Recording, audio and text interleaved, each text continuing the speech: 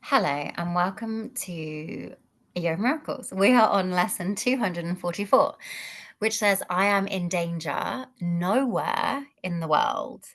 A reminder that nothing real can be threatened and nothing unreal has power over you. So, this lesson is all about lifting the veil on fear. The world makes us believe in danger because of things like illness, loss, attack, uncertainty. And therefore, the ego likes to say, see, you're not safe. But we must remember, as a result of everything that we've been through in A Course of Miracles, A Year of Miracles, we are not our body. We're not even our thoughts. And therefore, nothing in the world can endanger who we really are at our true core. At the essence of who we really are. It's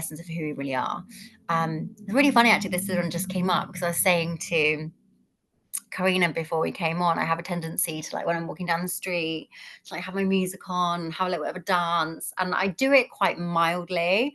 But a part of me the other day wanted to do it like wildly, just be like so out there. And then I was just like, because everything that we've learned in A Course of Miracles, A Year of Miracles, would suggest, and like, we believe now that there's nothing to fear. Anything outside of me is just a reflection within. So if anyone was to stare or laugh, it would just be my own insecurities. Like, there's nothing to fear, or there's nothing to hurt that can hurt me or touch the true essence of who I am. And I knew that, but part of me was like, yeah, but I can't, I don't want to. It was quite funny to witness, because like, this just again goes to show how you can mentally understand something, but to fully embody it, and to feel safe in your body and in your being, are two very different things. Like I've shared before, it's like I've taught many things about what I've learned, and taught A Year of Miracles from the perspective that I get it and I understand, but I do. But there's many layers, I believe, to getting it, because you can get it mentally, but then there's the embodiment part as well, where you truly have that deep knowing and understanding. So yeah, I was walking down the street and mentally I was fine, and like, part of like me, within the body, I was like, oh, I could feel that fear.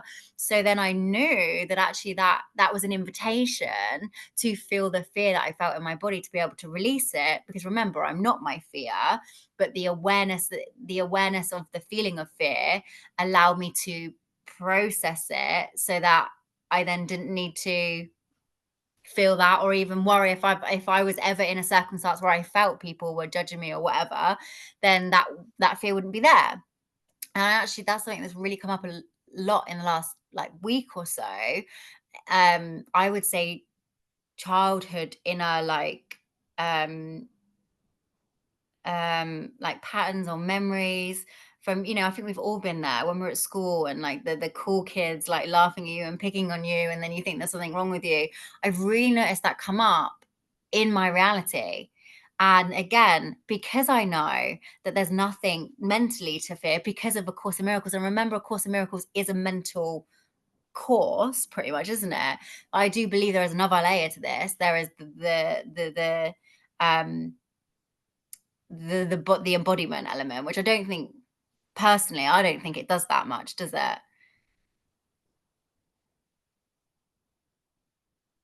Waiting for What do you Karina mean? to. So like, What do you mean? so for Uh, me, I feel like A Course of Miracles, A Year of Miracles, is very much mental. So okay. it doesn't really support you in processing. I don't believe so, in processing the things that you might feel. It's just like, it's illusion, it's a lie. Like, it's like, it's not, nothing can harm you. But there's mentally saying that, but then there's feeling that within your body. I can understand how you would say that it's mental, because we are focusing on ideas and learning.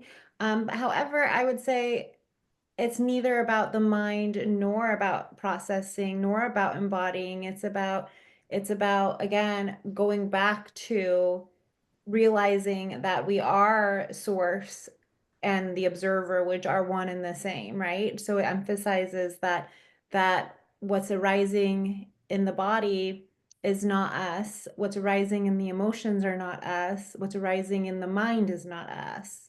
They're just stories, it's just noise.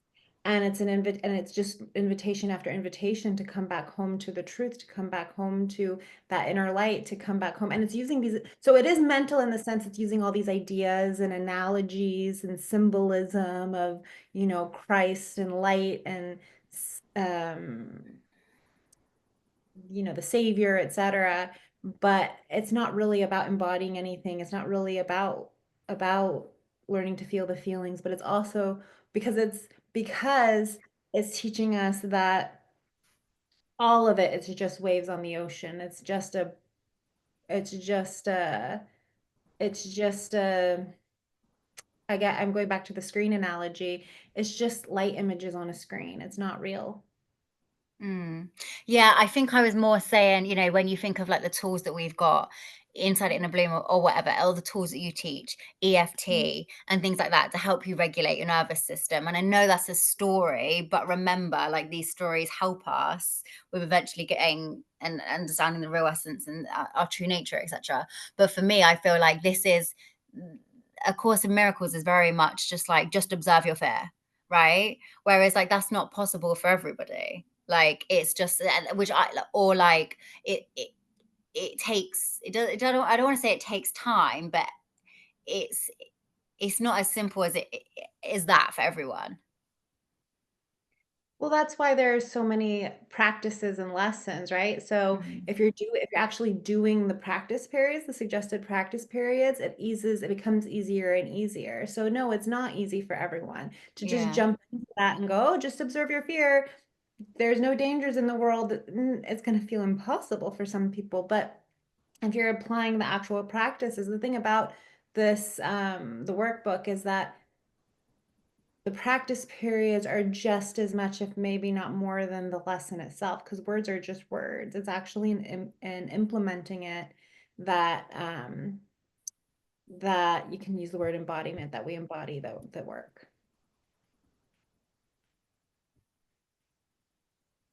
What have I got out here? Yeah, I think because fear is just a big one, right? There's so many, or fear, danger. Like with the best will in the world, we can know our true nature. But you put like Donald Hoffman talks about it. But you put a gun to my head, I'm still going to feel those human emotions. I'm still going to feel fear. I'm still going to feel anxious. I'm still going to worry about death, right? And I don't think like this that's my point. I think it's all well and good being aware of this, that we're not fear, but what do we do when we feel fear? And because for example, like you say, don't they say that's like 90 seconds for an emotion to course through your body? So actually it would be allowing yourself to experience the fear as the observer of it, and then that should be enough. But what we tend to do is then create stories about the fear that keep us in the loop of your mind affects the body and your body affects your mind, and then you're stuck in fear and you can't get out of it, right? Yeah, and and again, in the practice of this, in the actually doing the work, not just talking about the work from A Course in Miracles, just like in noticing, okay, fear is arising because most of us do not have a gun to our head, right? The fear we have is extremely high levels of fear to relatively low danger situations, right? So we imagine, oh, that person is just, oh, that person said this on my Facebook post, and then that feeling of fear arises. It's not really equivalent to what's happening, first of all, and nobody has a gun to our head. So it's in those moments that we can really practice this and start to notice. So what happens is, the fear rises and you react and you maybe respond to them in a certain way that maybe you look back and regret. And the next time then that happens, but now fear is just a story. Now what happened doesn't really mean anything. Well, the next time you start catching yourself, okay, wait a minute. That was my initial reaction. And then you allow the motion to pass through you or whatever. And then the awareness of what's actually happening comes faster and faster to where you don't even react anymore. But there's Mm, after intellectually that fear is a lie or a story or whatever, the way that your instincts are going to react is still going to happen. But then awareness comes in faster and awareness comes in faster. And then all of a sudden it's like, whoa, I didn't even react. I used to react like this to this kind of situation and I didn't even react. So, so that's also something important to recognize as well. And what the way that we do that is we just, instead of beating ourselves up, like let's use the Facebook post example. Oh my gosh, I cannot believe I like um responded that way to that person. Um, that looked so bad or whatever. We start beating ourselves up or judging ourselves instead of that, just it's great that you even recognized because maybe even before you were like, oh, that was totally justifiable what I did. But now you're recognizing, oh, that was kind of an extreme reaction to something that actually wasn't that big of a deal. And then you keep noticing and you keep when you do notice, you keep declining. Okay, I know that that's just a story. I no longer choose to react that way. And then it comes faster and faster until the declining is automatic. You're no longer triggered. You're no longer in fear mode. What happens when somebody holds a gun against your head? I would say there's very few people, even like the most enlightened, who would just sit there and be like, whatever. Like, I'm pretty sure I would start freaking out. But there's also a part of me, I can only speak from my experience on this. There's also part of me that knows like that I'm not this body um and and when I think about things, I don't think about things like that actually very often, but when we're having this kind of conversation, like it's like, oh my God, that's so scary. It's just kind of like if that were to happen, like I'm sure I'd be really scared in the moment, but also it's like I'm not this body. And that's what this lesson's about, right? We are this infinite being, and it sounds very so I'm just gonna say my part real quick about this because it's related to you, and then I'll hand the mic back to you. But you know this whole lesson, this whole thing is like um it feels very abstract to say that, I'm something, I'm not this body, I'm not these emotions, I'm not this mind, I'm this other thing, and we still keep it separate from ourselves. I think like, okay, well, yeah, there's a higher version of me that's like this God nature, and then there's like little human me down here, but that's not it. The very part of you, when you say I, when you say I feel, I think, I, you know, I hit my knee, it hurts, whatever. I don't know. I'm just trying to think. That very I, we all know that there's me, I, something is here, feeling, experiencing, observing. This is the observer. That is the very thing. It's not some higher abstract version of us. That very I-ness, that very me-ness is what we're talking about. That is this very God nature. That is the eternal being. That is the infinite being. It's not abstract. It's the most real, obvious thing that we have. I could be, and we say we're an illusion, I could be dreaming right now. Who am I to prove that I'm really feeling a cup? It's just a series of, sensations that I am observing, right? Through this apparent body. Who's, you know, it's the only thing that we can absolutely be sure of. We can't be sure that the thoughts are real. We can't be sure that the emotions are real. We can't be sure that I'm actually touching this cup. I can't be sure that I'm actually sitting here having this conversation. But the only thing we could ever be sure of is that there is an I, and that I is this very eternal nature that we're talking about. And that, the enlightened ones or whatever, they've just recognized that without a doubt. That's it. That's all it is. It's not that complicated except for, it is it's not that complicated, but it is complicated because it's the biggest secret hiding in plain sight. So you are not in danger anywhere in the world because you are not the body, you are not the mind, you are not the emotions, because those are things that are being experienced by the true self, which is the I. And that is eternal. And one of the ways you can really like start playing with that is like, has the I, not your body, not your thoughts, not your education, not your ability to speak, not your beliefs, not your perception, has the I that has had all those things and experienced all those things, has it changed at all between now, however old you are, and when you were 4? I guarantee it hasn't because it's never damaged and it's always whole, it's always eternal. And can you remember when that I popped into existence? No, you can't. And there's maybe you don't remember, maybe you don't have memories before a certain age, but can you think like, oh yeah, I remember the I-ness popping into existence? You can't. You can't find it. You can't find the beginning of the I-ness and you can't find the end of the I-ness, both in time and in space.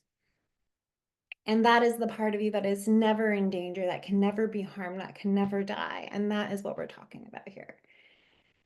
So before I say the prayer, I'll hand the mic back to Sammy because I totally like stole her show. No, no, I have nothing less to say. It was perfect. Thank you.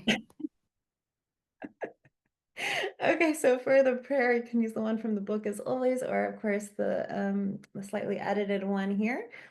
Um, Your beloved one is safe wherever they may be, for you are always with them and me. They need only whisper your name, God, truth. There's really no like literal name. And they remember the soft safety of your love, for you and they are one. How can they fear or doubt, or believe they could suffer, be in danger, or lose joy when they rest in your tender, timeless embrace, cherished, whole, and forever loved? And you can say me instead of they. That's just the wording that came up here. So that's all for me. Amazing. Well, hopefully that covered more detail than um, you needed, but we always go to the level we need to go, whatever comes through, right? I think it's good to talk about. I like sometimes when I'm like, what do you think, Karina? Because obviously your knowledge um, of understanding your true nature and you doing this so many times before is really valuable. So I was grateful that you were able to share that. Thank you. But we will see you all tomorrow.